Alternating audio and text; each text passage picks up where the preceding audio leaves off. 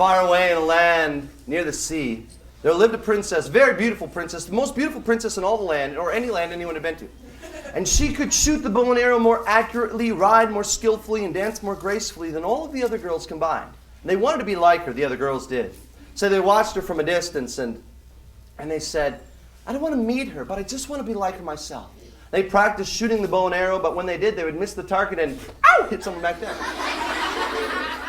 When they practiced riding, they didn't know how to sit straight and true, and instead they'd fall off, right in the mud.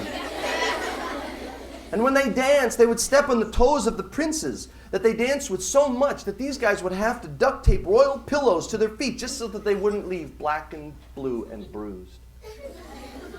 And so it was as time went on. There was one girl, an orphan, who had no parents. She wanted more than anything to meet the princess, be like the princess. And so one day, as the princess was riding through the orchard, Amy went out to meet her. She bowed low. Your Majesty. Princess Alamore stopped. Yes, what is it, Amy? How do you know my name?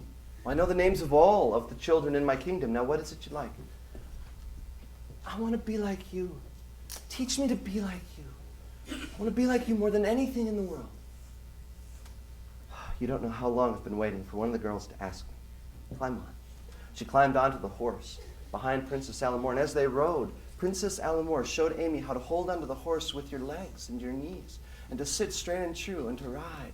Then she showed her how to let go of the bowstring like a feather fluttering through your fingers and shoot right into the center of the target. And she showed her how to dance gracefully. And as time went on, people said that Amy was beginning to look like Princess Alamore. Well, the other girls didn't like this one bit.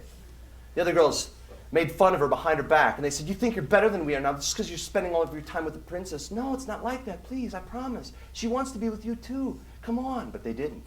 They stayed back.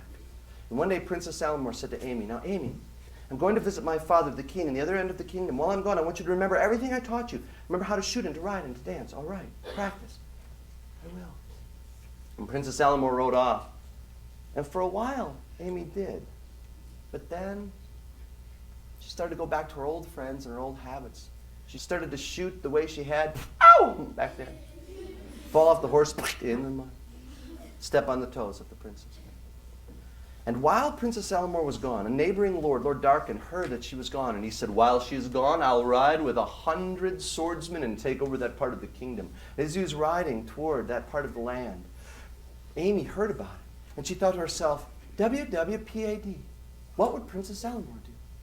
I know. She would stop him, and she went out. She watched as Lord Darkin was riding. She lifted the bow and arrow and aimed it, not at him, but at the reins. And she shot all the way across the field, straight and true, and it, boom, sliced the rein. Ah! Right in the mud. He fell off. He jumped. He said, I'll run you through. He grabbed his sword. He lunged toward her, but she danced gracefully out of the way and fell headfirst. She got onto his horse, grabbed the shortened reins. You'll never ride that? You don't know how. Yes, I do. Boom. She rode across the kingdom to warn Princess Alamore and her father, the king. And he brought his knights, grabbed Lord Darkin and all of his swordsmen, stuck them into the dungeon, and then Amy and Princess Alamore spoke.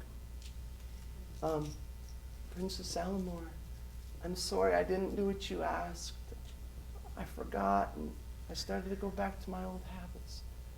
It's all right. It's all right. I forgive you. I've been talking with my father. He wants you to move in with us at the castle. You don't have any parents. He wants to adopt you.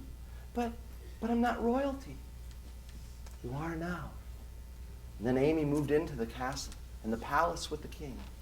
And she spent all of her time with Princess Alamore. And from then on, whenever the princes would come to the balls, some would ask to dance with Princess Alamore. Others would ask to dance with Amy, because they had become so much alike that it was hard to tell the two of them apart.